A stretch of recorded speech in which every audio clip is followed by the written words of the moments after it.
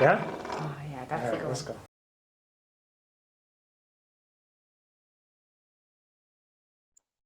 All right, so we are recording, and I just want to say shout out to everybody listening and watching today on episode 23 of the Who and How Club. Welcome to the Who and How Club, ladies and gentlemen. You are the Who and How Club. I am the Who and How Club. We are the Who's and How's of the world.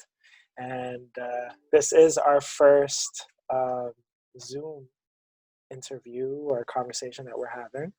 Just because of whatever's going on in the world right now, we can't really be in the flesh with the people that we care about or want to be around. Mm-hmm. So we're conducting our Thanks for first having me. Zoom meeting, and we got Michelle uh, on our episode today. Shout out Michelle. What's up, Michelle? Hi, thanks for having me. I'm so excited to be here. Yeah, Well, where I am, but here with you in this to virtual space. be there. Yeah, Mm-hmm. um, yeah, and I'm happy to have you as like our first Zoom meeting. We do know each other, so we're gonna get into Mm-hmm. like that type of stuff. So Michelle's not a full blown stranger to Eris and the Who and How Club. She's actually a club member officially and a Mm-hmm. rampager, and we're gonna get into that. Mm-hmm.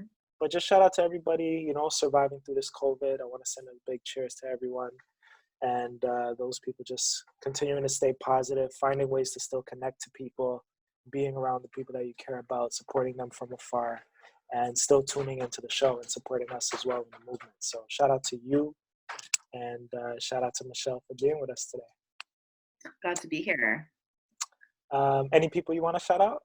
Anybody out I there? want to talk about the Rampagers, the Who and How Club. Like, I miss you guys. Like, I think that that's been a big change, and I've had to kind of work around that. Like as a writer, I feel, and as just as a person as myself, like I find that I vibe off of everyone's energy. Like I really thrive off of it.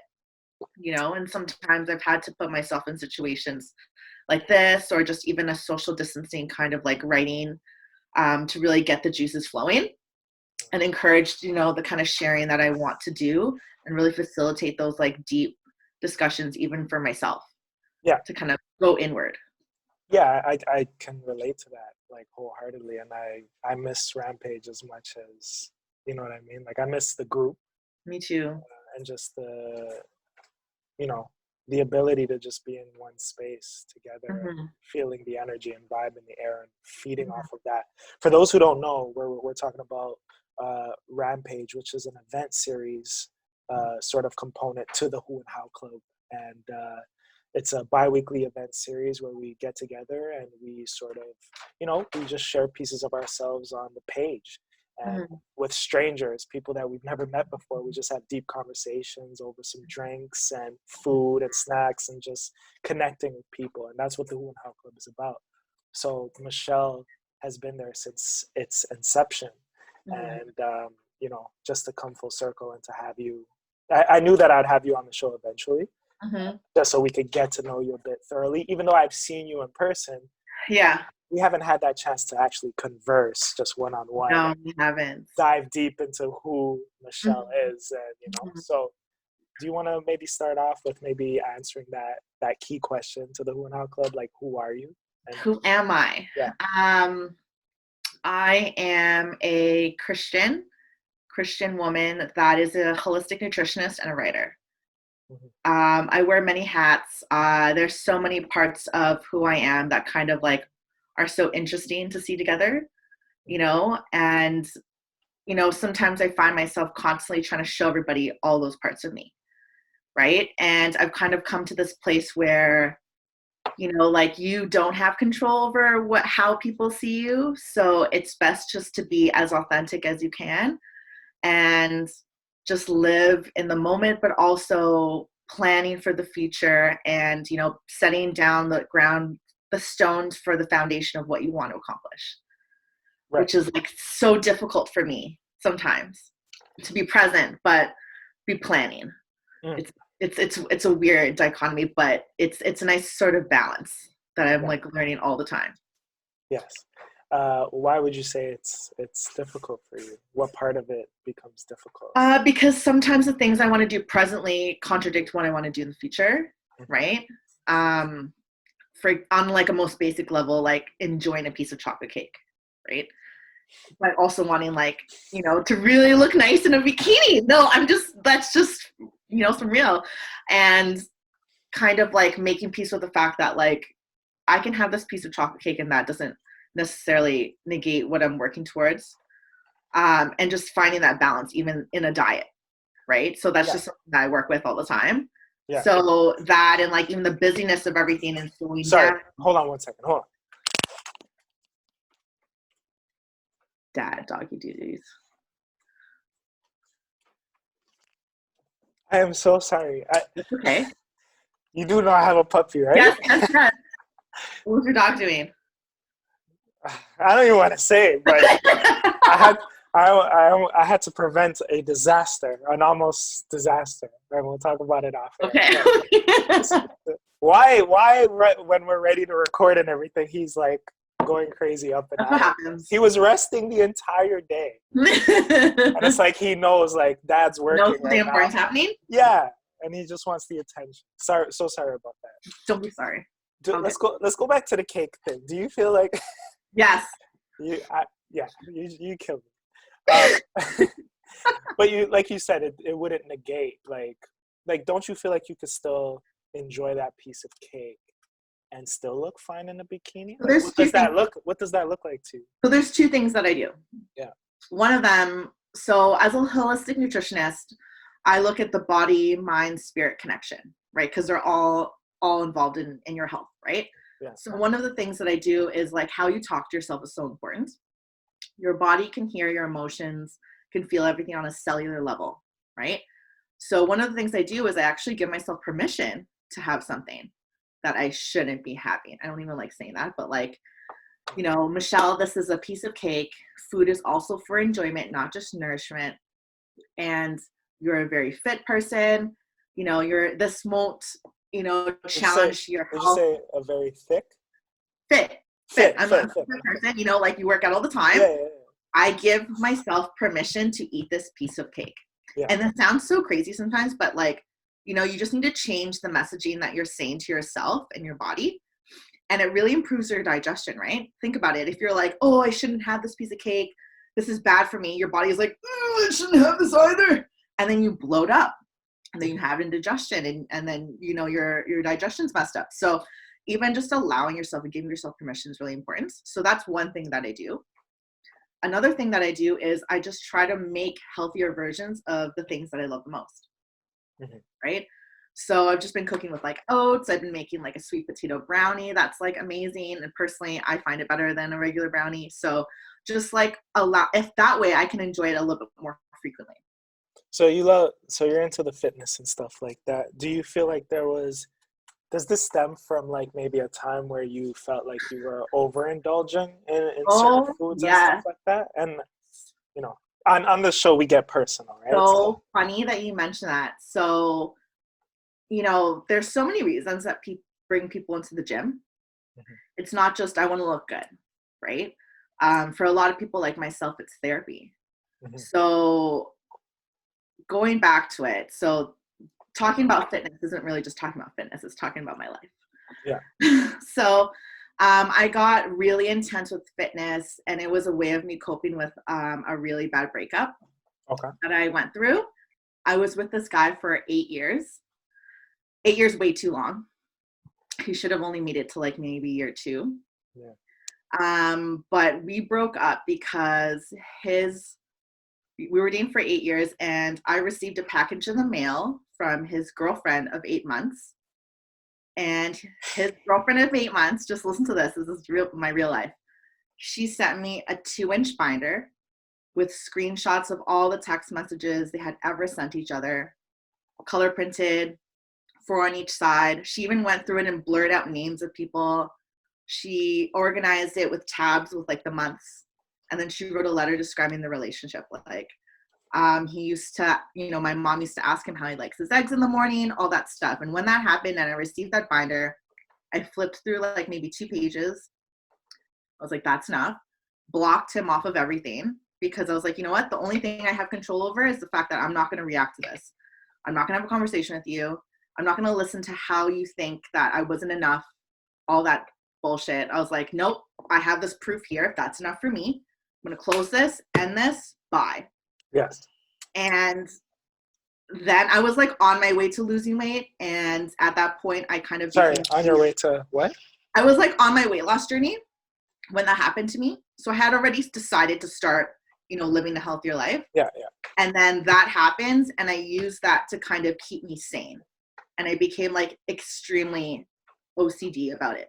Like I would go to a restaurant and I wouldn't order anything before checking out the menu on MyFitnessPal to look at the calories and the fat. Yeah. Like very intense. I would work out like twice a day. I would do like an hour and a half of weights, and I would come back at night and do like 45 minutes on like the Stairmaster machine. And that is not something I would ever tell anyone else to do, or any of my clients. Like it was a very extreme way of living. And sometimes I hold myself to that extreme. I'm like, Michelle, you used to drop like two or 3 pounds a week. Like, how come you're not bringing those same results? And what's important to remember is that our life changes. Our body's always changing. So what worked for you then isn't going to necessarily work for you now. And that doesn't mean you're lazy. That doesn't mean you're not working hard. That doesn't mean that you're not, a great, strong individual. Right. It just means that the formula is changing because your body requires something different. Yes. And that is like, the communication and the relationship with your body will be always growing and always changing. And the more you tune into learning about what that looks like and what they're telling you, you can kind of figure out what you need to give your body. Okay. On that, let's rewind it a bit, because I want to go back to who you are as well. Okay. And because all of this stems from things, right? And I like this. I can relate to some of the things that you're saying as well. So if let's say I didn't know you, right? Let's say we've never met, we've never been in the same room together before. Like, what is the way that you would describe yourself to me, like me being a stranger? Like if I never knew Michelle at all, aside from the things that you do and those titles that you gave yourself, right? A Christian, what makes Michelle? What makes you from the inside out? I have a really big heart. And sometimes that is a blessing and a curse. Right? I kind of like lead with my heart. Yes. And I have to learn how do I keep myself, like express myself without giving myself away? I feel like it's not a curse. I think we need to stop saying that, because you'll always win. This is me just interjecting, obviously. Like you'll always win when you go with your heart and lead with your heart. You're right. No matter what happens to you You're right. in the effect of that, if someone, misuses that piece of you, or like takes advantage or whatever, you have to always lead regardless, because those people doing those things towards you, it's their story. You should, yeah. It's not a curse. It's a huge gift, because not everybody can do it. But it is like it is a lot of cleanup after, for me. Like the damage control after giving either too much of myself or giving myself to the wrong person. Yes. The aftermath is really hard for me. Yes. And it's a transition period. And you're talking about after it might after giving, right? And someone might have misused that. Exactly. That's what you're talking about. Okay. Yeah. So I'd say I have a big heart. I would say I love to laugh and dance. Mm-hmm. That's like a really big, important thing. And I guess I would say, look at you thinking about yourself. I'm just trying to think. I think what I'm trying to figure out is like, what is important? You know what I mean? Yeah. And how do I want to connect with the stranger that is like imaginary and hypothetical? But think about, when you think about yourself and how, what makes you you? How do you see yourself, and how would you present that to somebody who doesn't know you, but let's say needs to know you? Let's say this is the last person on earth, and who knows? I'm going to flip this and now ask you the same question. How would you describe yourself to a stranger? I would say open. Mm-hmm. very open. I do Mhm. my best to be, you know, not if I'm not open, it's not because I'm afraid of being open. It's maybe because like maybe I might have missed that opportunity to be Mhm. open maybe, or like forgot to Mhm. be. But if an opportunity presents itself, I'm not afraid to just, you know, I'm an open book. Mhm. You could try to pick at me because I know I'm layered. I'm confident in that. So I Mhm. have no fear in like sharing something and someone taking that and using it against me, because it might happen anyway, but I'm here to share, you know, and be open. I think that's what I was created for. Mhm. Um, I love that. and also I would say just, you know, I'm pretty self-aware as well. Mhm. Mhm. That's important. Yeah, that's as yeah, that's as like that's like the foundation of who Mhm. Eris is. I would feel just open and self-aware, but that self-awareness takes a lot of work. Like I'm not fully there yet. That comes with growth, right? Like you continue to learn things about yourself. Mhm. That's why I like having conversations, and why the club is called like the who and how, because Mhm. it's like, who are you? How do you define yourself, and how did you become the who that you are? Like what took you there? So you already had jumped into the how. So I wanted us to just rewind back and focus on the who first, and then Mhm. we're gonna get into the how, because the Mhm. how is so important on who we become and Mhm. who we are today, and maybe connects to who we used to be. It's Mhm. all about experiences in our Mhm. lives, you know, certain things that trigger that change our personalities. Like, you know what, we need to cut this off from here, because from Mhm. this stage moving forward I need to adjust myself and be different, or focus on different things, and Mhm. speak differently, work Mhm. my body out differently, eat Mhm. differently, Mhm. have that self-control that I didn't have before, implement new things, etc. Mhm. So those are the types of things I want to dive into with you, especially. But I was curious to know just how you defined yourself.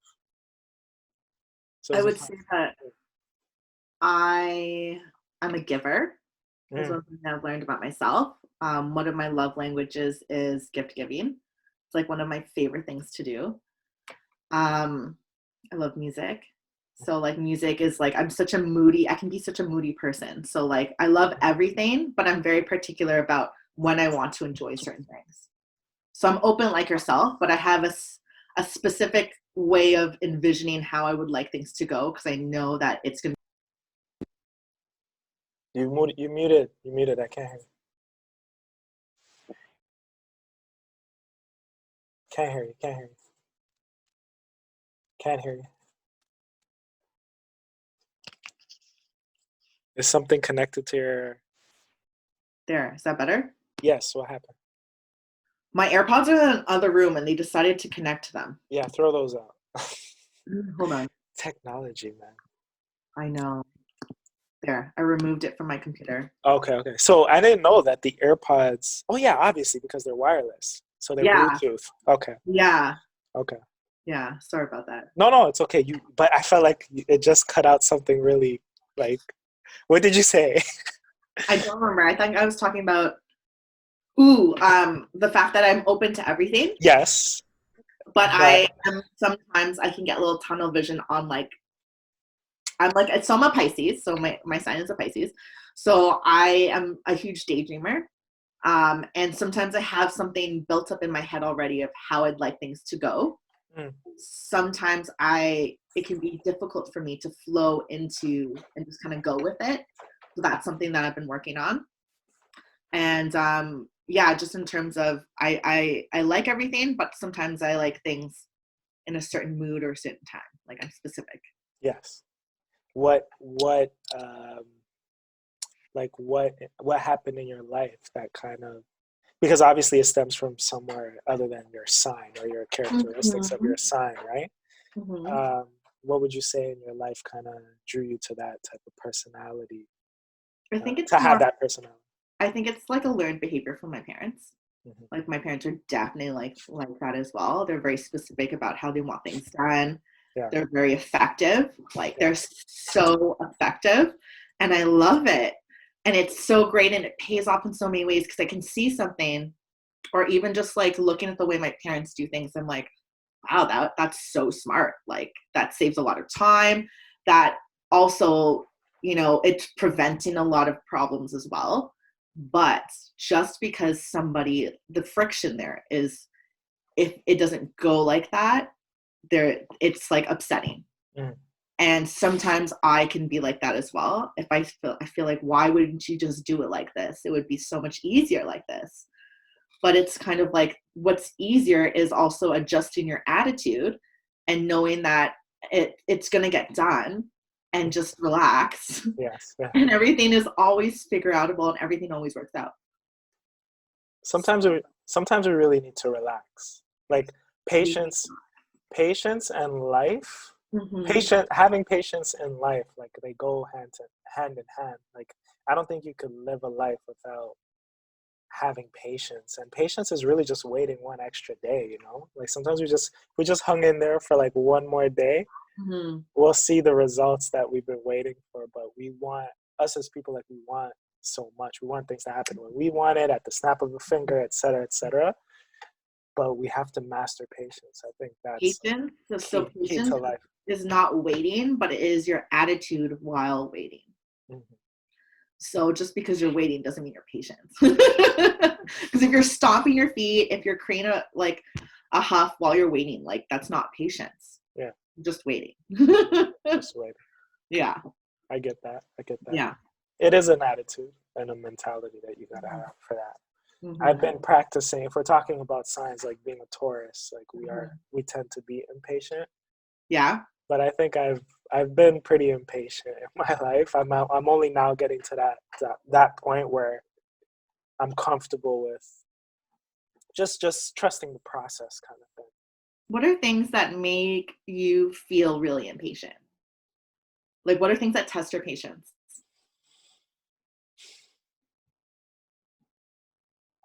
It's a good question, because it's not even about waiting anymore. You know, it's like Oh. I think people just like let's see.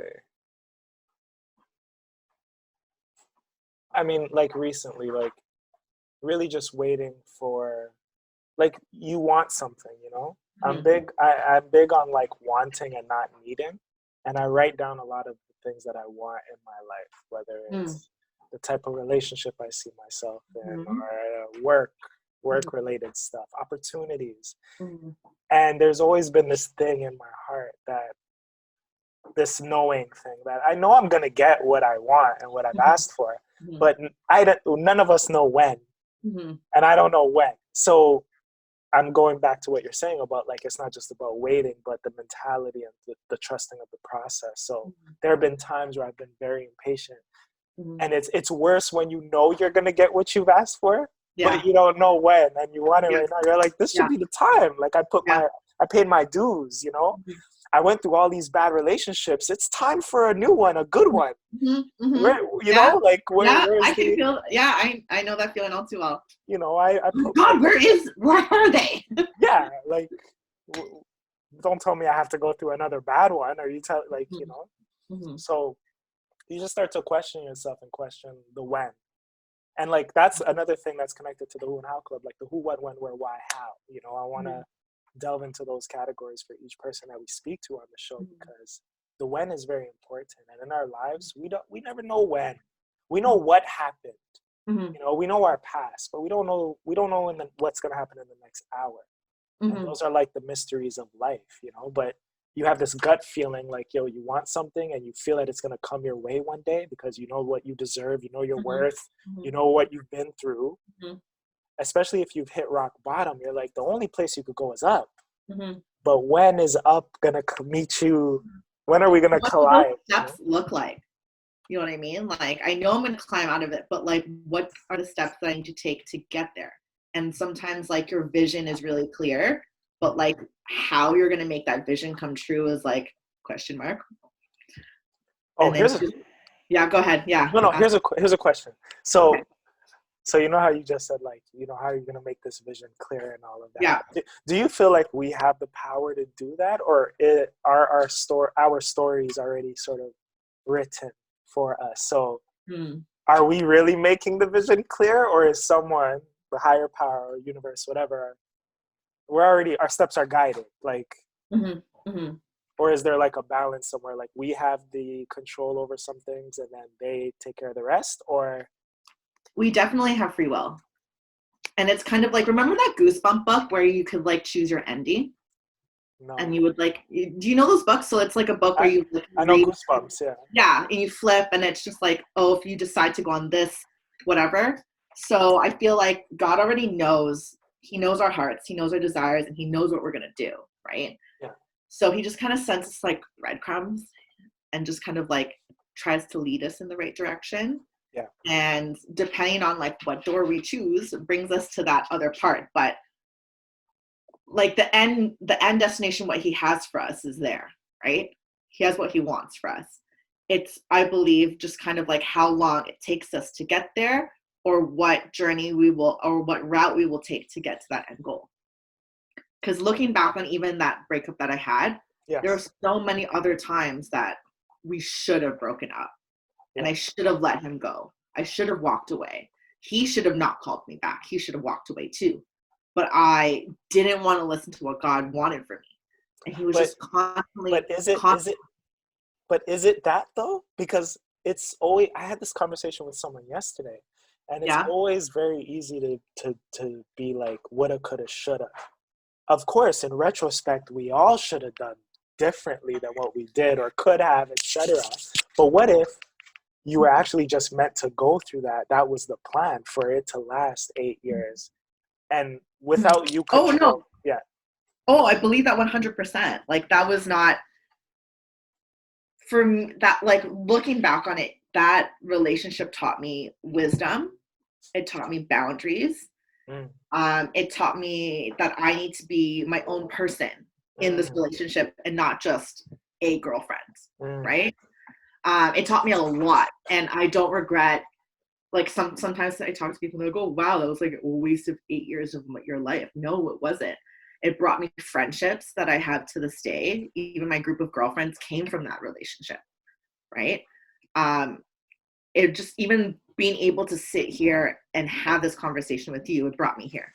Yes. And the ability to contribute to the Who and How Club, the ability to write, the ability to really like know Open that, up. Open up. yeah. And like, also now that I was there, I know that I'm gonna get better. I'm gonna get what I deserve, because I was there because I believe that I deserved that, and I Yeah. wasn't able to get that. So It's crazy how our experiences truly shape us, man. And yeah.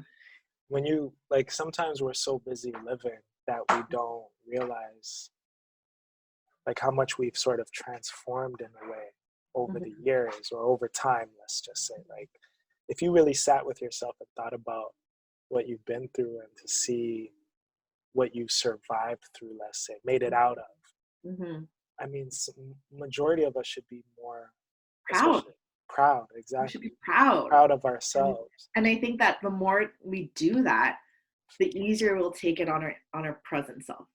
Mm. And the more faith we'll have in our future selves.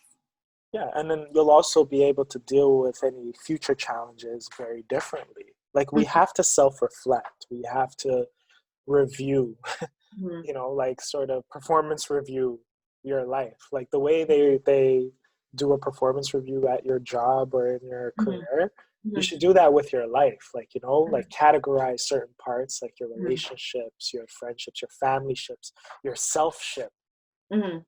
and decipher, like, just pick that apart a bit and Mhm. assess it and say, you know what, maybe I had a 4 out of 5 here, but I could this is what I could do to get to a 5 maybe in the future, or something like a year from now. But also like having that critical lens, but being compassionate at the same time, Mhm.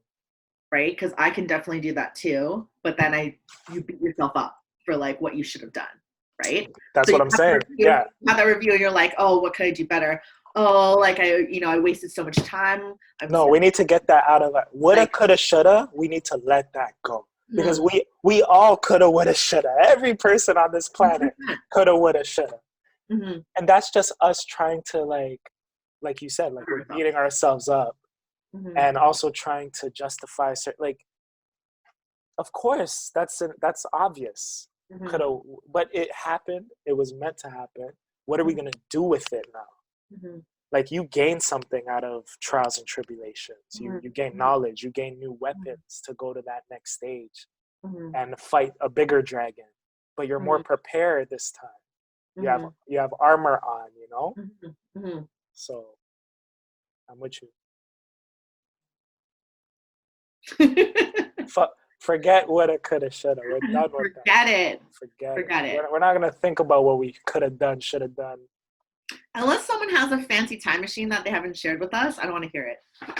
Exactly. That is for the time machine. Like that is for you going back and changing it. Unless I could go back, or we could go back. But even if I could, I wouldn't. Even Why if I could, I wouldn't. Is there a moment in your life that you could think just right off the bat, a moment that you would go back to? Not just relationship wise, just any time in your life. Is there something that you would go and revisit?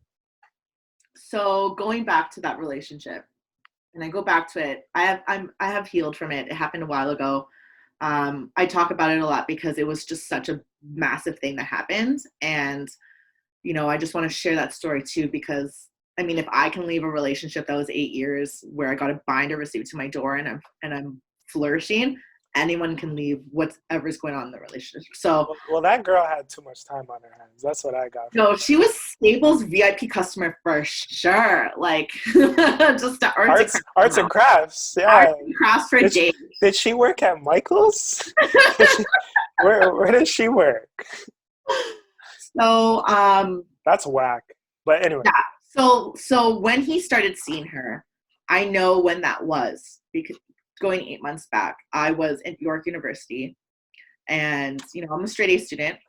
I was doing communications and environmental studies, and you know, I was just having like a quarter century crisis. Like I was like, what is this essay gonna benefit me from? What am I gonna do with this in my life? Like, where is this going? What's the point?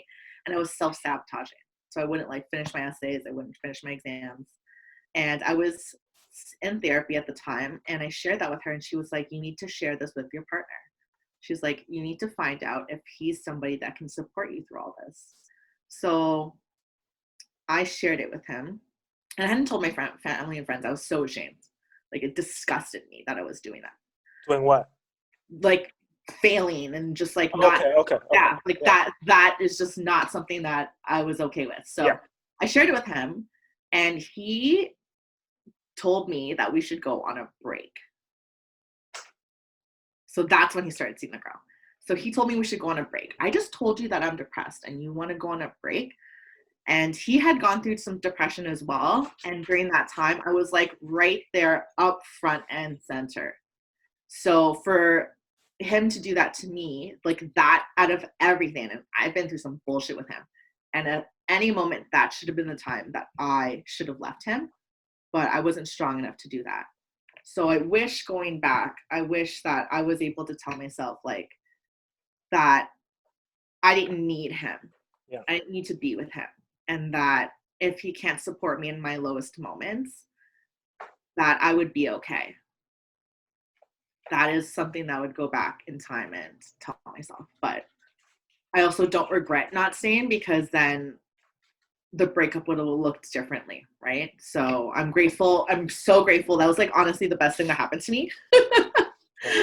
And I'm really grateful for how that went down, and the support that I had going through that. Like my friends and my sister really held me down, like so much so. Yeah. But yeah, that's something that I would go back to.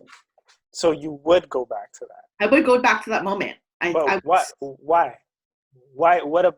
Maybe I missed it. What about that moment would you want to revisit? Because I chose him. I chose staying because I felt like there was no other option, and I wish I knew that I was worthy to accept something better.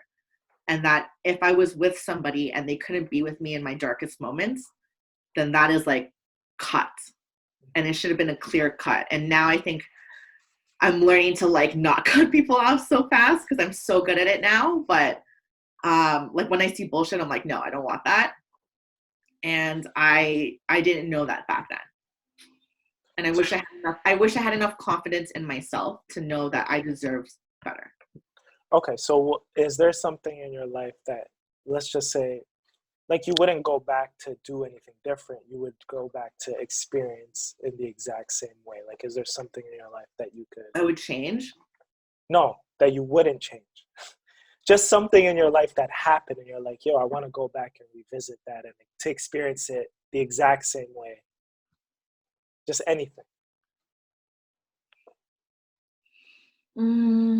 What's something in your life? Well, it could have been yesterday, right? It could have been 2 years ago. It could have been when you were 6 years old.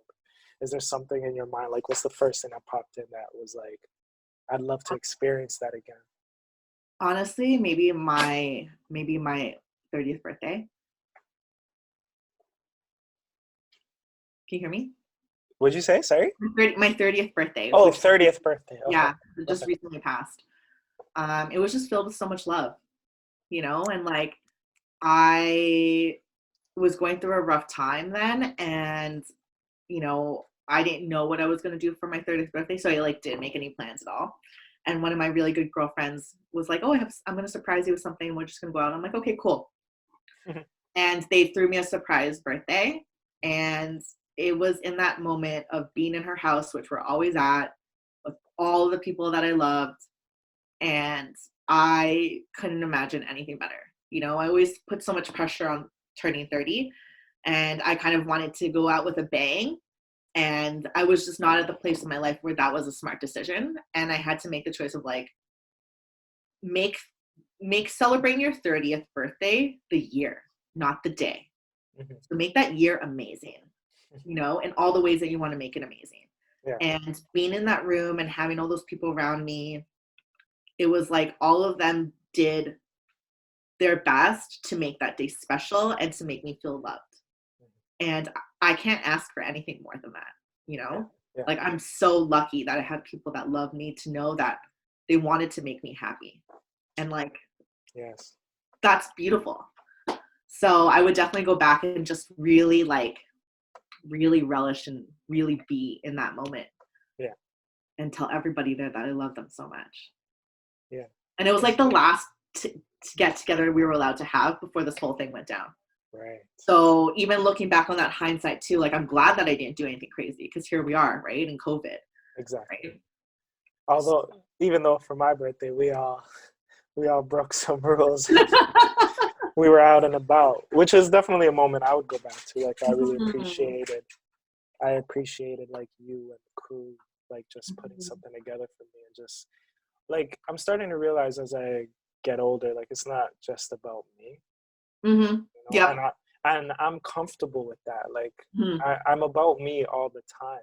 So even in moments, I'm sort of like, there's like a mismatch where like in moments that is supposed to be about just me, I make it about others, and I'm not afraid of that. Like I don't, I could be selfless, or like maybe it's a bit of deflecting too. I get shy and some and stuff sometimes, but I don't mind sharing it. Like it's our day. It's not just my day. And even like you said, it's for the year. We're not just, this isn't just a day thing. Like this should be forever. Let's celebrate all the time. I'm gonna kill this dog. I swear to God. I'm gonna. But it's okay. We don't want PETA. We don't want PETA coming after me. But anyway. But yeah, it sounds like you're very big on like. I'm happy to hear that you know, you're still pushing. You're still going after.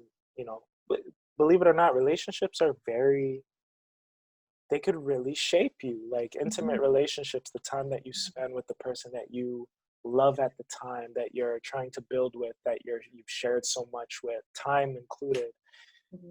You know, when those things don't work out, it can make or break you. And for some people, for majority of us, it breaks us in the beginning, but it makes us later on. But for some people, and I'm glad that's not us, it breaks us, or it breaks them completely, and they can never come back from it. So I'm happy to hear that you've made it out of a situation like that, and you're going this direction, as opposed to like you know, like you have to take something from it and learn from it, and you have to apply it. Or the lessons just keep repeating themselves, right? Like, and you know, those look different, so they might not be, you know, the same ex that will come back, or the same job, or the same They'll come in a different version, in come a in a different different form. body. Yeah. In a different form, and you're going to be forced to learn it, and it gets harder and harder and harder. You know, That's the worst. God starts with a whisper and the hands up yelling, and that's what happened with me. That's why I ended up with a binder. You think that he was trying to break that up earlier? Is that a Bible? Is that a Bible quote? God whispers, then yells later. What? No, that's me. That's my relationship with him. That's my relationship with him, and now I know. I hear the little. That one. I like that one. I like gotcha. that one. I like that one. All right, I'm going to turn there. Yeah, and it'll get worse in different forms because you haven't stopped. And I guess that's the free will you're talking about. Like we have the ability to stop certain things or continue with things, etc. So, yeah. I mean, I've had my share of relationships too, so a lot of the things you're saying, I get it. But we have to be able to apply what we've learned, like I said, so we could be ready for the next best thing. But there have been times where you're like, yo, I've seen this before, or yo, I've seen you before, like a deja vu, right? Another thing too is that like I feel like sometimes God tests you on what you really want by sending you what you don't want to see if you'll like fall for that. So like he'll just like, you know, oh, you're praying on a husband, let me just send you a little person that does not want that at all, and let me see if you entertain it, because I want to really see if that's what you actually really want.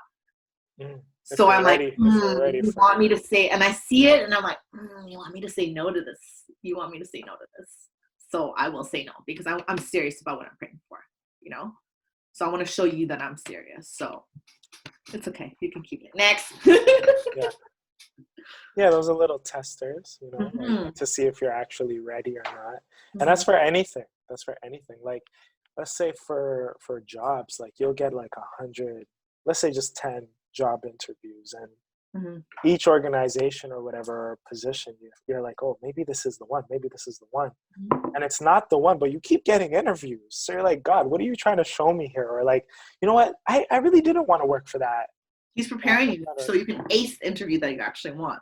Yeah, the one that's on its way, or like maybe you need to assess, like, am I really just trying to run away from where I currently am just to what? Like, just because I can't put up with certain things anymore? Like, there are lessons in every movement we make on a day-to-day basis. And it's important to assess. You got to live, you got to assess, you got to live, you got to assess and live, like back and forth. I don't think you can live without assessing, and I don't think you can assess without living. Like that's my new acknowledgement of life right now. And maybe that comes from like me being in my head a lot, but no, that's very true. You have to. Who's gonna assess?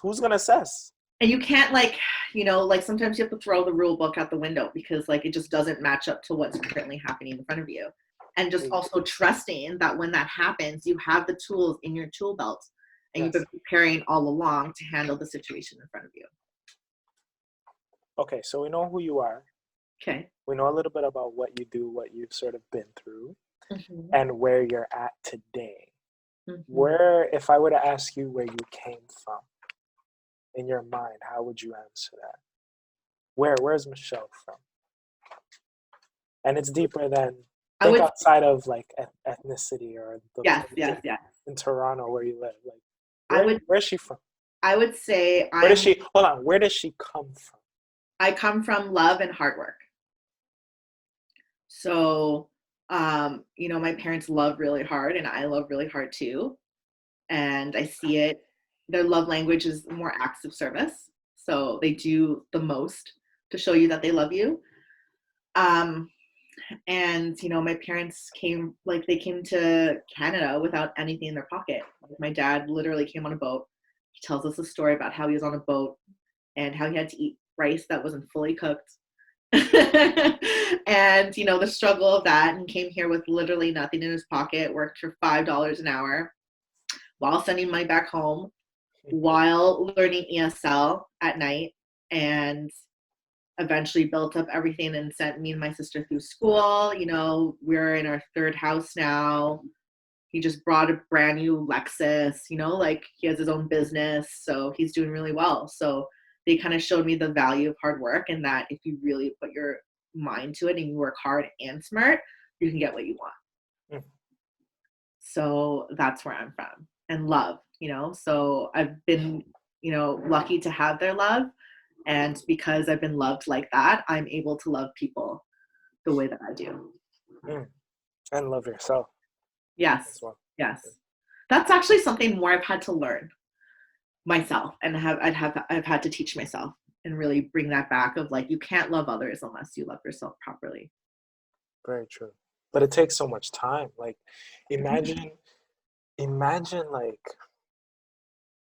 like being in relationships at like 17, 18, saying that, you love somebody. And it's like, we don't even know ourselves at that stage. I don't even like to use the word age anymore. Like I say stage, because for me, like age is just, it's truly, well, one day we'll talk deeper into this, but the way I look at time and like these numbers and stuff like that and what this construct, I don't believe we're the age that they say we are. I don't even look at birth. Like they say we're born when we come out the womb, but we're still alive when we're in the womb. So I don't understand why day one for me is when I come out my mom. But that's a stupid concept in itself. But let's just say 18, 17, those teenage years that they, it's hard to fathom like being so in love and like you don't even know yourself or know that person that you love, but eventually you grow into like this version of yourself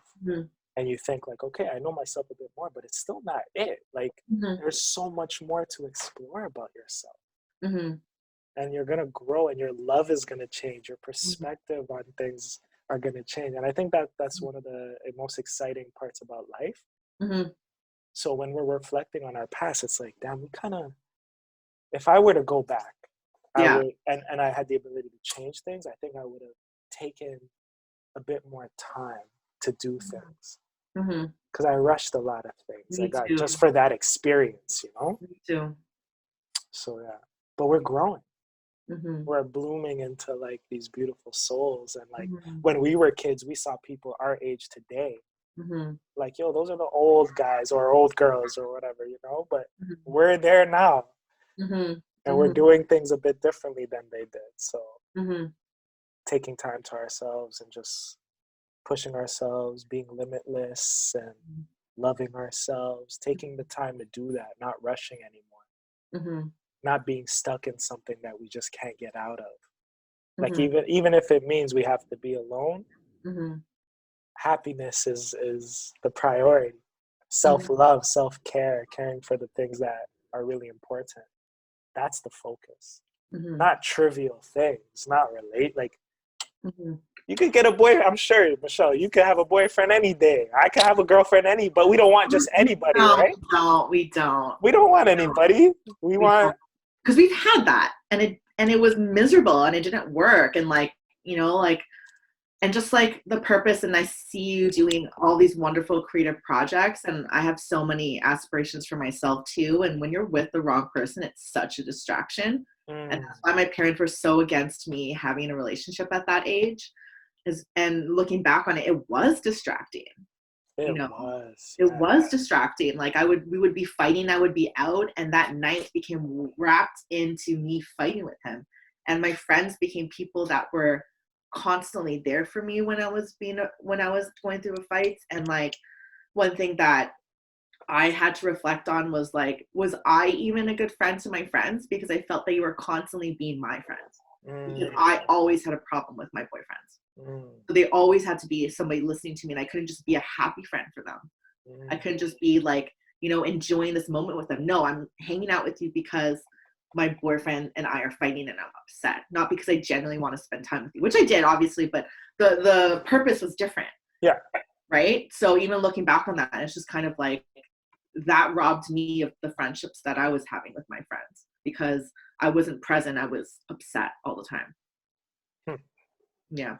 That's a perspective. Because, yeah, you have to put yourself in other people's shoes, your friends. Like, who knows if when you call them, they're like, oh, this bitch is calling again about that guy. Fighting about him. They just worked it out 2 days ago. Why? Yeah. So I get that.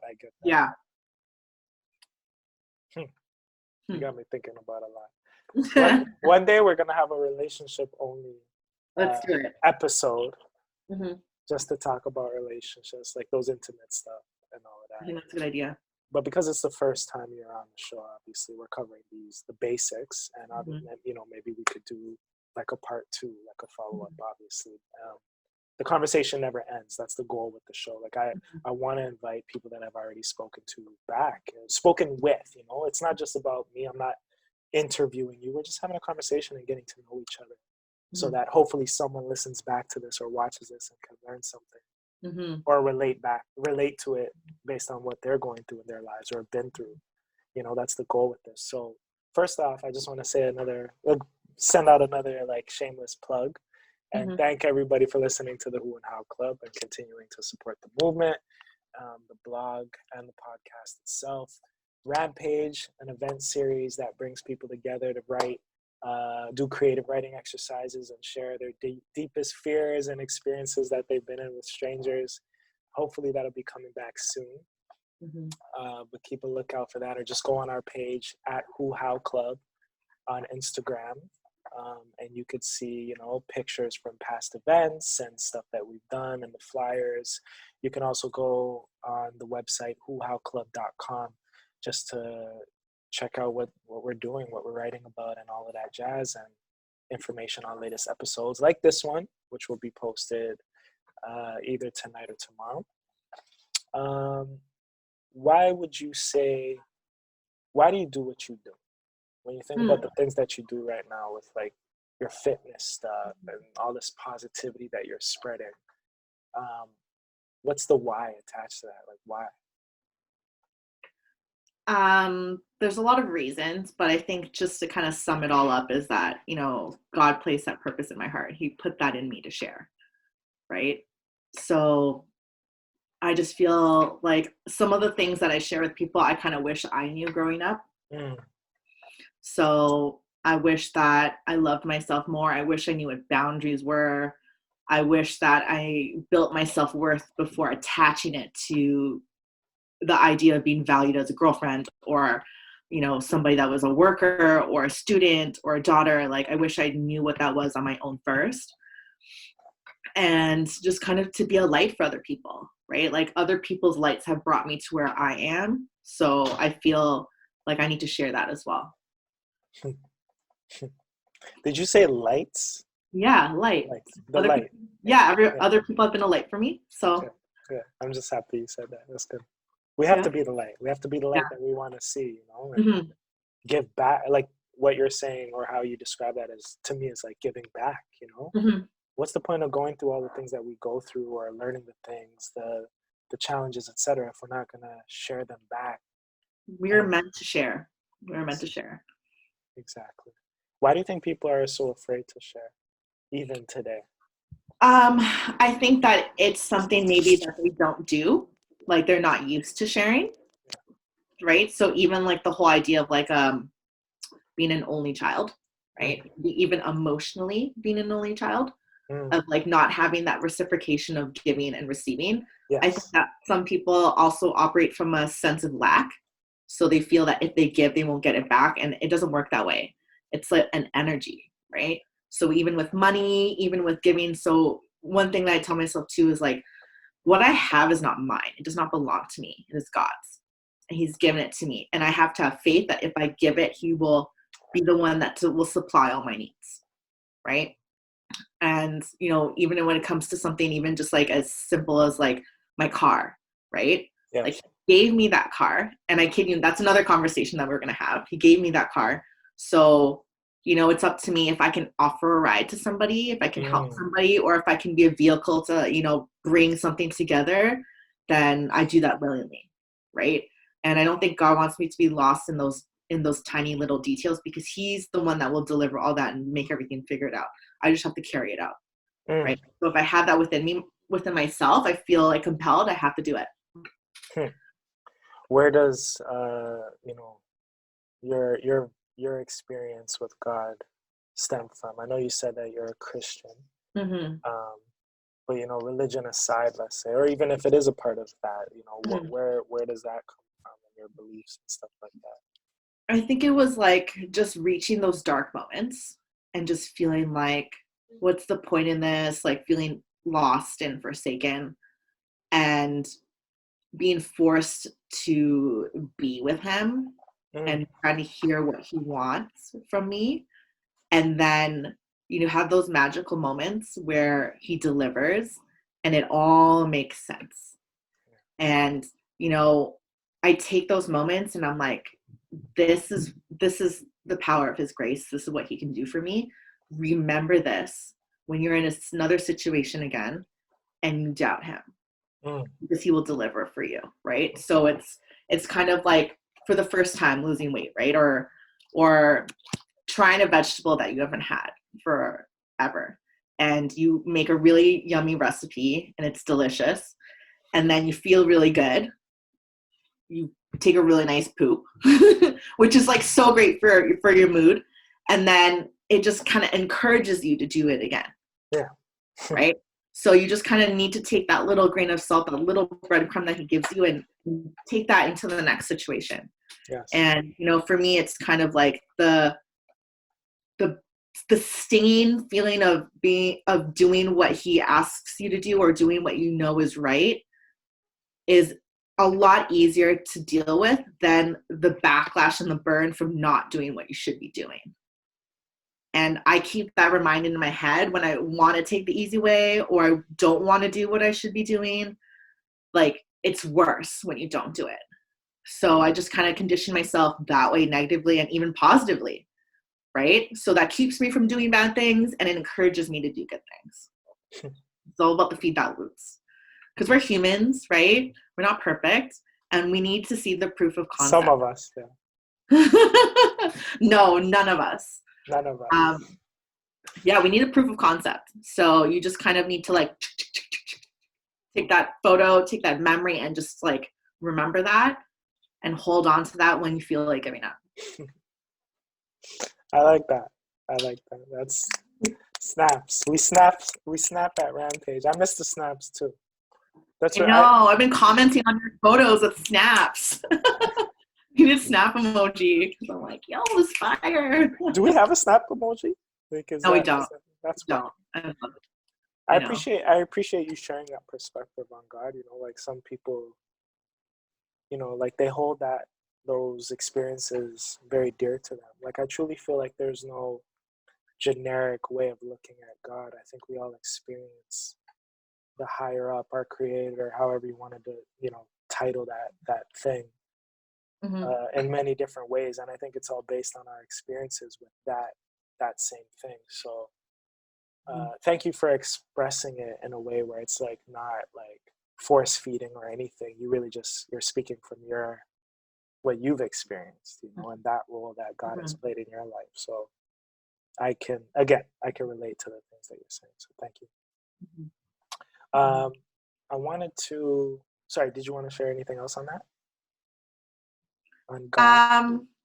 Yeah, like, thank you for acknowledging that in me. I appreciate that. And I take that approach because I don't want people to feel like I'm like a Jehovah's Witness being like, here's my pamphlet. Like, can you, like, I don't want it to be like that. Yeah. And I feel like that is, somebody that is in sales, that's been in sales for 10 years. It's like how you approach things is so important. And I want to encourage people to know him. And I don't want to be forcing it, but like, a lot of problems are solved just by knowing who he is, because then you don't worry, right? If you know who God is, you won't be fearful. You'll have faith because he takes care of everything. The same way that he's brought us through this, there's no way he hasn't handpicked and grown a person exactly for you. There's no way. He has that all figured out. So when you know that, I hope so. No, you know what I say sometimes? I tell myself, like my friend tells me, God's just picky when it comes to you, and my man is in a slow cooker.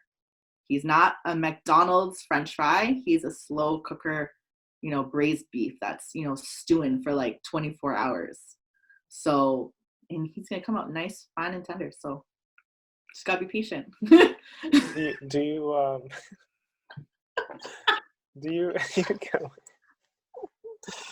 you write things down like that? Like what you want to see? Like I write down a lot of affirmations. You know, like I'm all about that.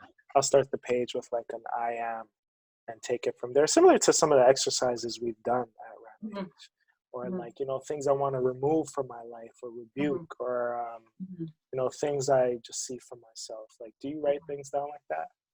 I did an exercise. I'm also big on Abraham Hicks law of attraction, Yeah. and I wrote down all the things that, like, a couple pages of what my ideal partner looks like. So even down to the feelings of For like, sure. Yeah. I love the way he gets along with my family and I get along with his. I love how good he is with kids. I Yes. love that health is important to him. I love how much fun we can have together doing nothing. I love that we can spend time together in silence and it's not a big deal, right? Like things like that, and just really get clear. And I think that's what a lot of people miss. And then they just You have to accept. be very specific. They get a Very whole bunch of bullshit and they're like, oh, great, there's a penis. Perfect. Let's pair up. And then you wonder why you're miserable. Do you have any standards? You know what I mean? Like, even when I'm looking for food, this is how particular I am. Like, I am so particular about even the noodles I'm getting. And it's just like, I'm a little extreme that way. No, But but of course, if you're specific in those things, that's like how I am. when you purchase a pair of shoes, you know, why not in the Why person not that get the you black decide? shoes that you want, right? Yeah. So, yeah, when you get clear on what you want out of your partner, and then, but like realistic, I'm not talking about like, I want a 6'2", he's making 6 figures, he's a house with a white picket fence, like that's all bullshit. And I think that you should be able to deliver on what you're asking for as well. So I think we need to check ourselves on our list. Oh, Someone that's fit. Okay, are you fit?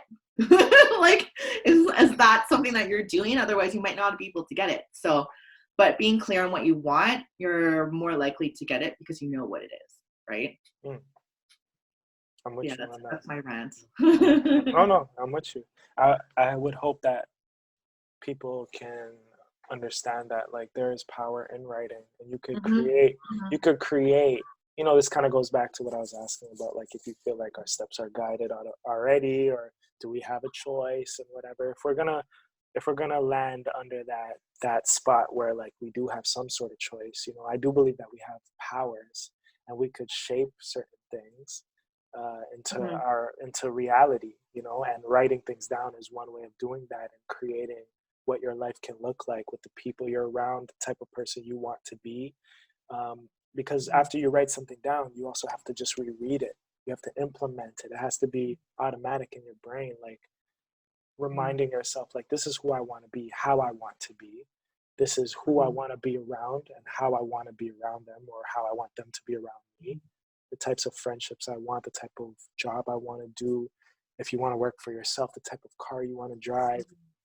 Law of attraction, of course, you know. But then I start to think like maybe God already knew I was going to make this list today anyway.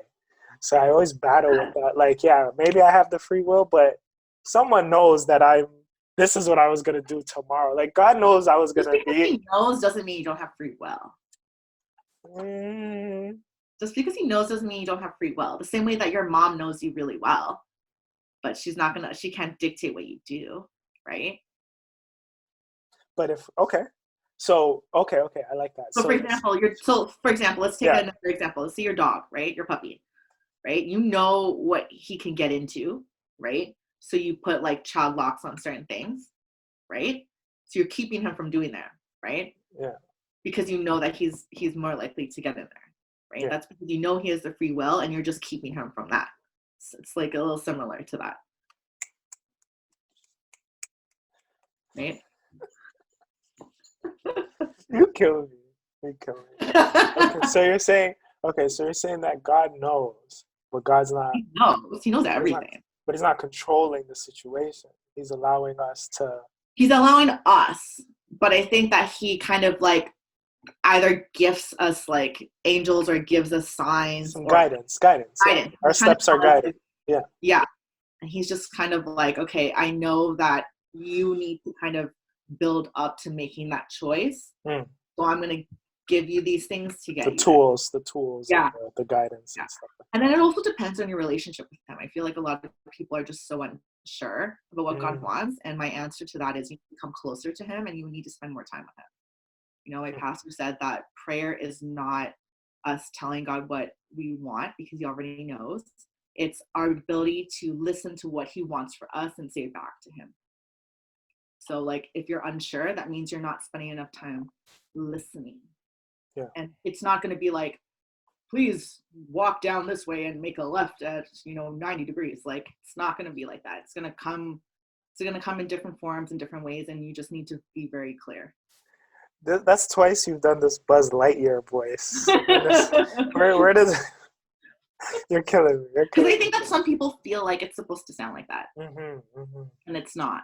Yeah, well, I don't even just refer to God as he. Like sometimes I say they or she. Like I think it's everything. I think the earth, like these things were here before us. The trees, the animals, all of that. And just like all the vegetables and roots and things that like keep us healthy. Like that's one of the things I'm so grateful for. Like the air. God really put ginger on this earth to be like, you know what? Someone's gonna have a headache or be nauseous. I'm gonna put this root here, and then they're gonna boil it, juice it, put it in food, make stir fries, and it's gonna be lit. And then I'm gonna put someone here that's gonna discover that, and then he's gonna share with all these people. Like that is amazing. You could literally heal from the earth, from all the things that you eat or don't eat, and it's unbelievable that he thought about all of that for us, and he did that all for us. Like that's so amazing. God's an artist, man. God's an artist. He's an artist. He loves other artists such as yourself. So I hope everyone watching remembers that. Anyways, enough gushing. No, we're celebrating. So let's get into the Ask the Club segment, which is where any guest that we have on the show, they bring some questions to the table as well. Anything that they might have anything they might have wanted to ask me or ask the club, post questions to the listeners. Anyone could jump in. If you hear anything today, ladies and gentlemen, that you want to sort of give an opinion on, feel free to touch base on Instagram or on Twitter at Who How Club on all social media. Feel free to send an email, whohowclub@gmail.com, and you could share your comments or leave a comment below on the YouTube video if you want to, challenge anything that we've said today or share your opinions or any of the questions that Michelle's going to present now. And let's just start the conversation and build a community around that. So welcome to that. I have 3 Ask the Club. You have 3? I have 3. Ask the club. The first one is for you. Pardon me? The first one is for you. Uh-oh. Go ahead. I guess everyone else can answer it too. I don't know these questions. I don't know these questions. Just the preface. He doesn't know this question. I wrote this today. Okay.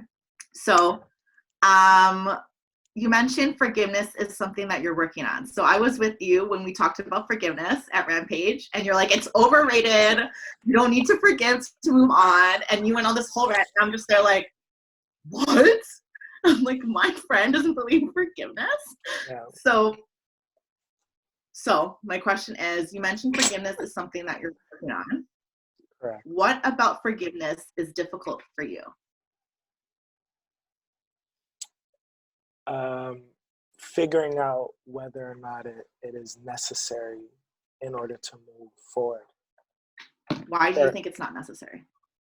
I don't know if it isn't or it is yet. Like I'm still in that stage of figuring that out. Like, do I need that in order to move forward? Is that something that's a necessity, or can I still operate under this thing that might have occurred, or this person, or be in the same room as them, or I'm using that as an example. If something was done to harm me, let's say someone did something to me, and there are 2 ways of dealing with it. Do I forgive and let it go, or do I react by getting back at them out of spite?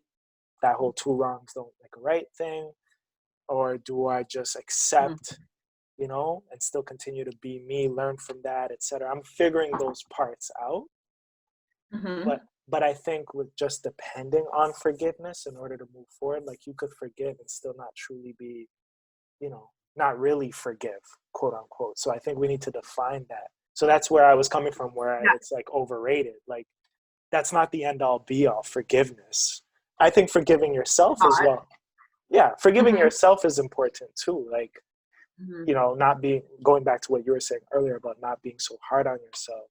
I've lived a life where I beat myself up a lot out of like guilt, out of things, out of resentment, out of things that I just never let go or accepted, and I think forgiving yourself, I'll forgive myself before I forgive anybody else is what I'm trying to say. if I were to focus, if forgiveness played a part in moving forward that much, it would be forgiveness of oneself more so than forgiving something external.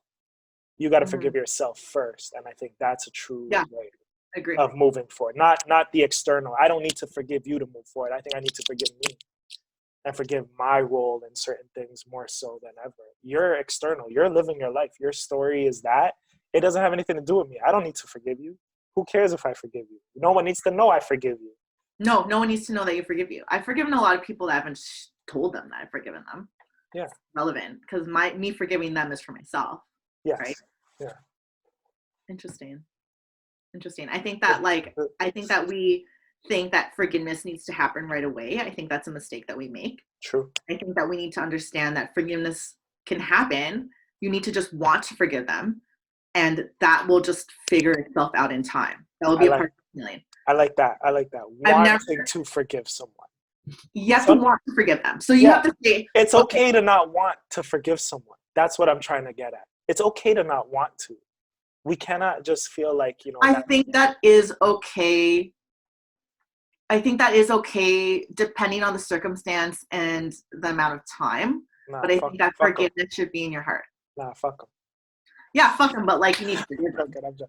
No, you don't need to. I do believe that you need to forgive people. I disagree. It's not my job. I don't think it's my job. It's above us. I feel like it's above us. It is. And you know what's above us? God. And he's telling you to forgive. God will forgive them. God will forgive them. God will forgive them, and he put it in your heart. He wants you to forgive them too. I can't control my energy. My energy has its own personality. Yes. My energy has its own personality. Don't do me wrong.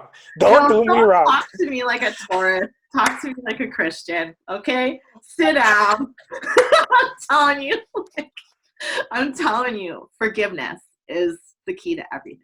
I'll believe you on that. I'll roll with it just for today. With everything. That doesn't mean it needs to happen right away. And I think that it's a journey. It's a different journey for everyone, and it looks different for everybody in terms of how to forgive. But I think that needs to be the goal at the end of the day. Question two. What is a lesson you have had to learn more than once? Why were you resistant to learning that? That's a question for everyone, not necessarily just you.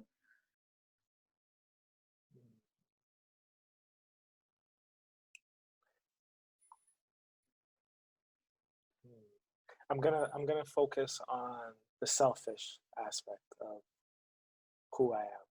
Because I'm not afraid to admit that I've been very selfish in certain instances and stuff like that, and I put myself over other people in many times because I felt like it was time for me to do so, because there were times where I just didn't.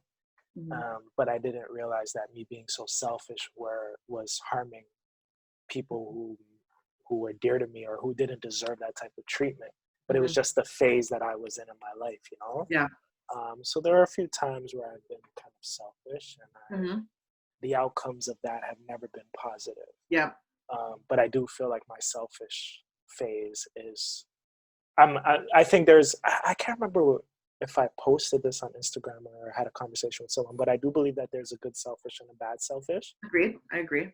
And there were a few times where I had that bad selfish phase. Not a lot, but like two times in my life that stick out that I've learned so much from.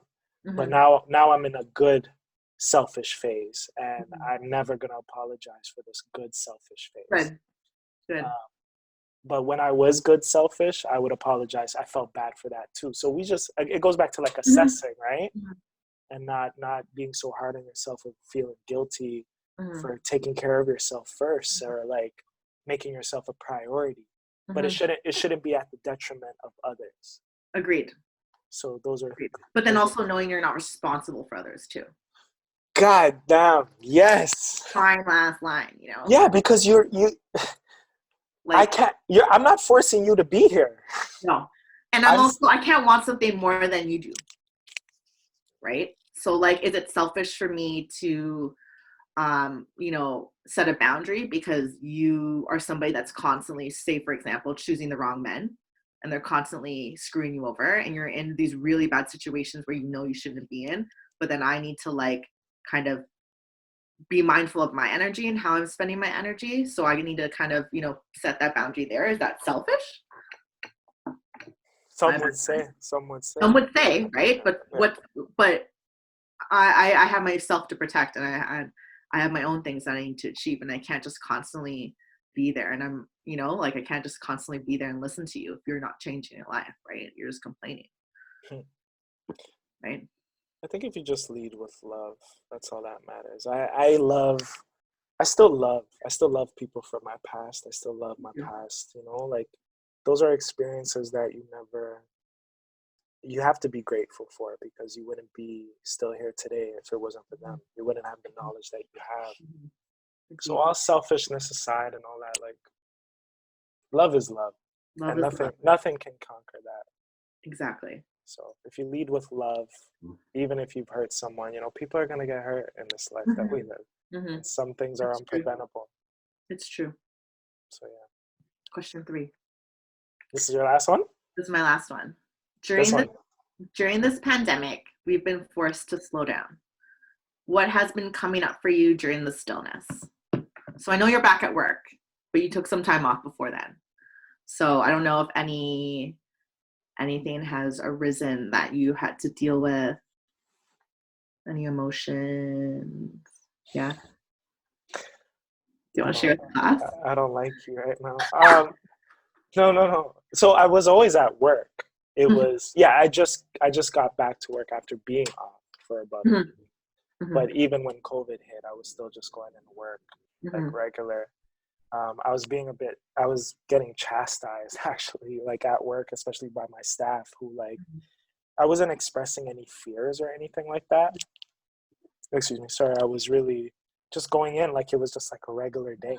And people didn't understand, why is this guy just still happy or whatever. I'm trying to be positive. Like someone has to be, you know, and even if I had some sort of fear inside, I wasn't going to show that, because I trust the above, right? Like there's a process. There are things going on we're not aware of. So why worry or think the worst?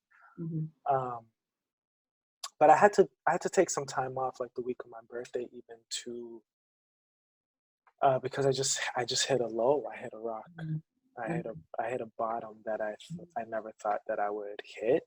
And it stemmed from like a relationship that I shared with somebody, and just again, another moment in my life where I was like really hard on myself for things that were sort of out of my control. Some things were in my control, some things weren't. And I was trying to fix the situation. I was trying to fix my mistakes, let's say, and be better, you know. But the opportunity that I took kind of backfired. And I think the universe showed me that, you know what, Eris, that's not where you're supposed to be. You should have never been there in the first place. You should have allowed it to end when it did and just leave it be. So the backlash that I got and the slap in the face, or you know, so to speak, really affected me and hit me hard.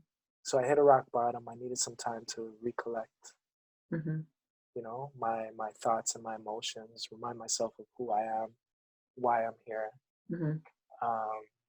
and the good things. And to remind myself, same thing, you know, your questions kind of connect with things we've already spoken about in this entire conversation, which is like reminding yourself that there's more to come, better to come. And there's no fear in that. There should be none. Like, in fact, get ready for that. Because if that wasn't meant to be, imagine what is meant to be. We're just getting started. I truly feel, Michelle, I'll share this with you. And I spent my birthday with you, so you get to be privy to this. You know, you're privy. You were there. You're physically there, celebrating with me. I felt like my life started that day. Like I truly feel like life started that day. And anything prior to that day, I don't think I was really living. I think I was going through things. I was learning. 30 years of learning, and then that 31 mark is when life. So basically, you had your butterfly moment at that moment, and you were just kind of caterpillar, cocoon, and now butterfly is where you are. There you go. I texted you earlier. I was talking to my mom or with my mom. I don't like to say talking to someone. I like saying talking with, because it's a two-way thing, right? Or three-way, whatever. She even said, she's like, boy, you sound different. Like, you sound really good. Mm-hmm. But she also said, like, you're not saying much. When I'm usually like a talker, but I said, Ma, I'm in this observation stage of my life. I'm just watching and listening now. Mm-hmm. I'm just chilling. Mm-hmm. I'm sick because I get it. I get it now. Mm-hmm. I get it. I'm not into talking anymore. I want to use what I've learned thus far and put it to good use and give back. Mm-hmm. You know, I'm not gonna stop for anybody or anything. Mm-hmm. Once you come to terms with that and accept that for yourself and say that's the deal that you've made, you're like, okay, you know what your mission is. Because I was ready to give up, Michelle. I was ready to like end it. I didn't want to be here anymore. I truly felt like this is it for me. There's no need to live anymore. That's how hard I hit. And then what changed your mind?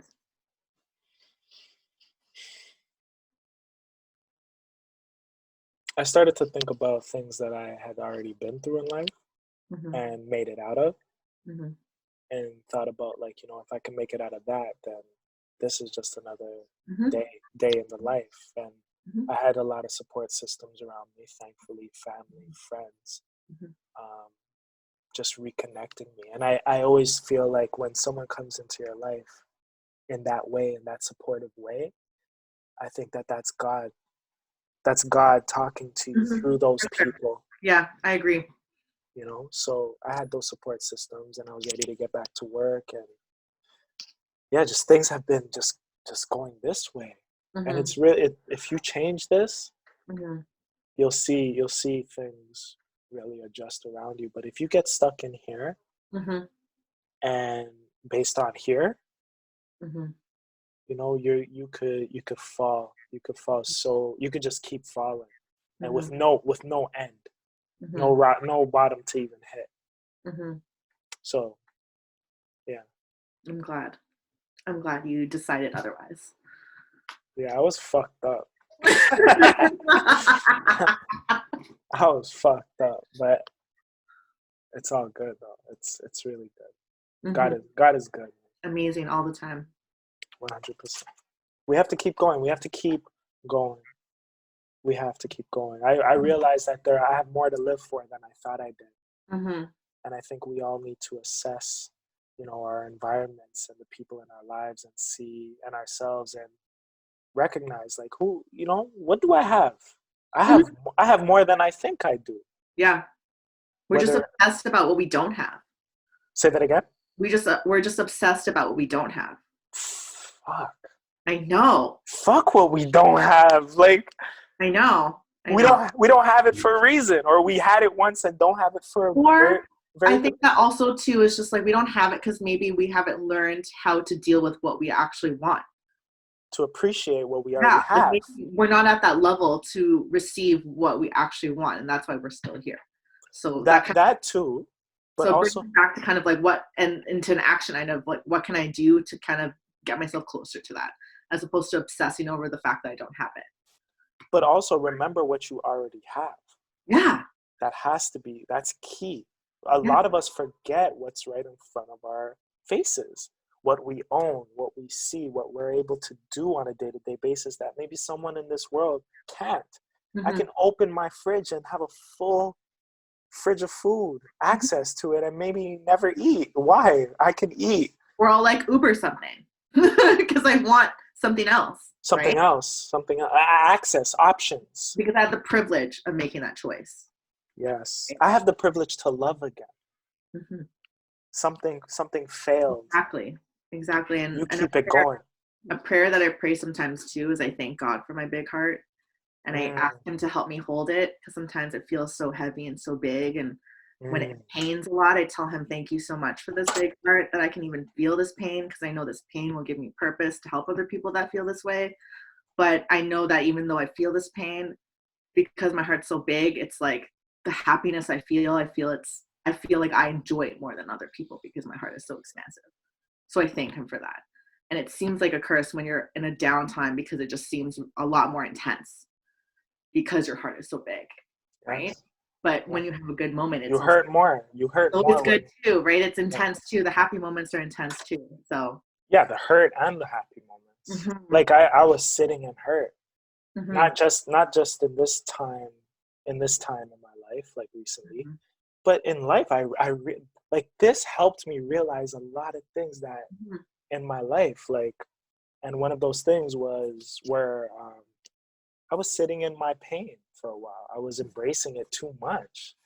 Like it's as if I didn't want to experience anything new or happiness or anything. mm But it's like, no, like what you said again, like you know what you don't want now. hmm You see what you shouldn't be a part of. hmm So now let's focus on the things you do want. Like you got to go through what you don't want in order to figure out what you do want. And And like, be we feel things so much more because we're creatives and we're so sensitive. And like, look at all the beautiful things that come out of that, right? Like, mm, look at all the music that you've written, the the poetry butterfly. you've written, It's the right? butterfly The effect. butterfly moment, Yeah. and that butterfly moment maybe might even just be enough to show another caterpillar of like the process of what it takes to go through the cocoon, and that might just even be your purpose in that, and that might just be all that it is, and that's it.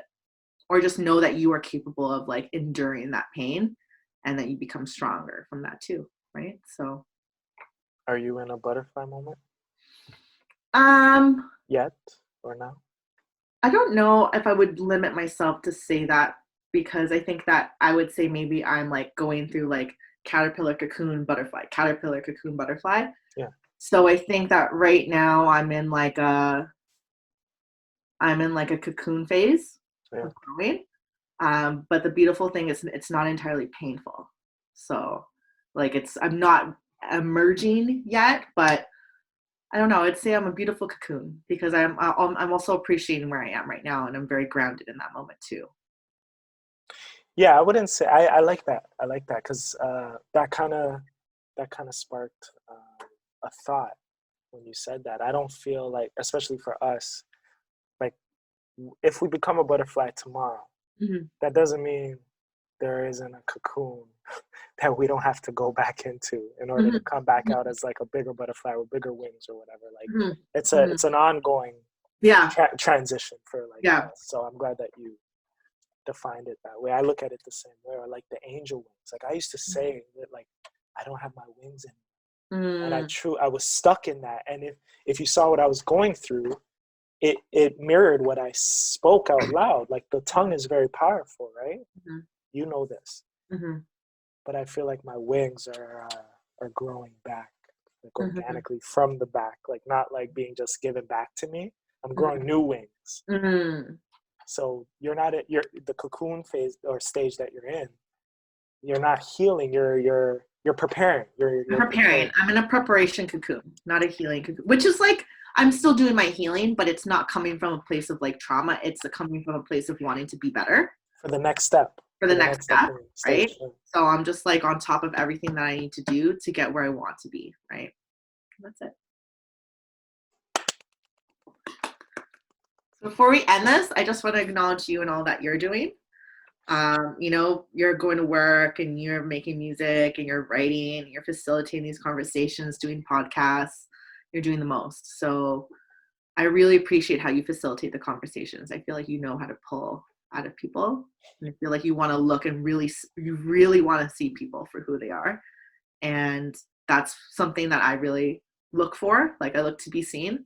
So I appreciate you for seeing me and trying to see me properly in the way that maybe I want to be seen as well. So I appreciate that. I appreciate you. Thank you for your words. I appreciate that. You are right. And I care about you. You're a person that, you exist and you're a woman and you're just a strong individual. I see that. And I appreciate you. I appreciate your existence. And I see the support that you give me as well. Mhm. I don't just want you or anybody to see, you have to see that in yourself. Forget about what I'm trying to pull out of you. Like I want you to pull it out of yourself. And I just Mhm. want to create the space to Mhm. provide people, to give to people so that they can do that. Because when I was younger, the spaces were limited. You Mm-hmm. know, we're so advanced now. Like, it's so weird that we're doing this right now. Mm-hmm. You're there. Mm-hmm. Like, before COVID, I thought like my conversation with Michelle on the show would be like in person, Mm-hmm. two mics in front of our faces and whatever. But we're unlimited, you know. We could do this and still get it done, and hopefully Mm-hmm. promote that good energy. So Mm-hmm. I appreciate the acknowledgement. I do care about you, and just thank you for just being you. I appreciate you too. This is great. Yay! This is part one, though. We're gonna Yeah. we're gonna Okay. do another one. Yeah, with wine. So for those who are just tuning into the podcast, like every other episode has a guest on it for the most part, and then those episodes in between, it's just Eris talking to everyone solo dolo. So if you're just tuning in for the first time, just be aware of that. I want to welcome everybody to the Who and How Club. If this is your first time, Michelle, one of the Rampagers, I appreciate you. I appreciate you, you know, being a part of this conversation today, and just when, you know, just being down, just like, yeah, let's do it. Yeah, you gotta do it. Now, here's one thing I wanted to bring up or address on this episode, and I wanted to ask you what like a little question. Okay. In April, it's nothing crazy, but Okay. in April, I attempted to present like a new series or segment, sorry, to the show called April Rules. Instead of April Fools, I wanted to focus on rules that either people I have on the show live by or have lived by, or even myself. Mm. Even myself. Now, because April was so crazy, we didn't get to cover that. So I want to reintroduce that segment starting in May, and maybe focus. It's not. It doesn't have to be May rules or June rules. We're just gonna have a rules segment. What are our rules? Yeah. So Okay. is there a rule in your life that, before we leave, you know, something that you believe with the people, maybe a rule that you have lived by that has helped you function and progress in your life, that is, you know, just a rule that you've lived by? The first thing that comes to mind is I don't do anything unless I'm like certain about it. So if I'm like, I don't know, like maybe should I, like I don't make decisions in that place, like until I know for certain, I don't do it. And that comes with like guys, jobs, like business decisions, anything. If I feel uncertainty, I need to still sit in prayer and think about it, and move to that space where I feel really sure about what I'm doing. Certainty. Okay. Yeah. You need to have confidence in that. Where some people just kind of like, oh, just do it now, and you're like, whatever. Think about it later. Yeah, and there's a difference between being uncertain and being anxious about it because it's really important, right? Like you might be anxious and feel nervous because it's really important to you, but that doesn't mean that you're uncertain about it, right? So there's a difference there. What about you? What's one rule? Just one. Right now, Yeah. a rule that I would say, I guess rule 2 right now would have to be keep going. You know, just keep going. Like, survive another day. If you just sleep. I think that was rule 1. I can't even remember rule 1. April was such a blur up until my birthday. So let's start with rule 1. Eris's rule 1 for the Who and How Club today, which is a great foundation to have and set for yourself. First thing to have on your mind is to keep going. No matter what rules come after this and what happens, remember rule number 1 will be to keep going. That's a beautiful first rule. Just don't stop. Just keep going. Just keep going. Even if you take a little pause, it's not a full-blown stop. Because when you put something on pause, you got to push play eventually. Yeah. So keep going. Keep moving. Be the movement that you want to be or see in this world or in this life. Never stop for anybody or for anything, for any trauma, for any roadblock. You just run through that shit. You just keep going. And that's what I did recently in that stuff that I went through. I kept going. I kept sleeping. I kept praying. I kept writing. I kept, burning my sage and rebuking and shedding my skin. I kept going. I didn't give up. So if there was something that I wanted to leave with you and everyone listening, That's amazing. Keep going. Keep going. Rule number 1. Rule number 1, keep going. Just keep swimming. Keep swimming. Yeah, keep running. Keep swimming. Keep writing. Yeah. Keep thinking. That's a good rule. Keep feeling. Keep feeling. Keep loving. Keep the forgiving. Good one. All right, ladies and gentlemen, this has been the Who and How Club. It's your boy Aristajan, and I'm here with Michelle. Michelle, what's your IG and stuff? I'm gonna put it on the video. Fantastic. With a 1 instead of an I. Want to spell it out for the people? TRANTAST1C. Okay. Fantastic. And I'll put it on the video there on a little name card. So follow Michelle, follow the Who and How Club on all social media. You can find us on any podcast platform if you want to hear this episode 23 in the can. You are the Who and How Club. I am the Who and How Club.